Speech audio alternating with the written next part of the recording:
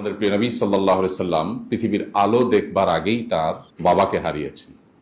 মাতৃগর্ভে থাকতেই তিনি ইয়েতিম হয়েছেন। মায়ের গর্ভ থেকে দুনিয়াতে আসার খুব সামান্য সময়ের ব্যবধানে মাকেও হারিয়েছেন। অর্থাৎ মায়ের বুকের দুধটুকুন পর্যন্ত স্নেহ মমতা ভরে পান করবার সুযোগটি পাননি। এরপর যখন একমাত্র অভিভাবকত্বের দায়িত্ব নিলেন দাদা আব্দুল মুত্তালিব, সামান্য কিছুদিন যেতে না যেতেই আল্লাহ তাআলা তাকেও তুলে নিলেন। এ যেন একের পর এক পায়ের নিচ থেকে মাটি সরে যাওয়া, এর যেন সবচেয়ে উৎকৃষ্ট উদাহরণ।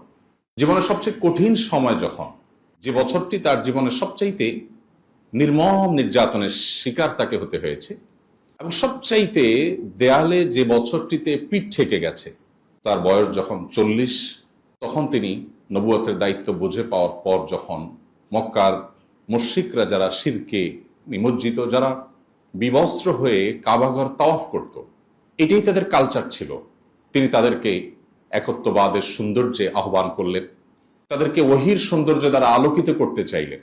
তার সে চাওয়ার প্রেক্ষিতেই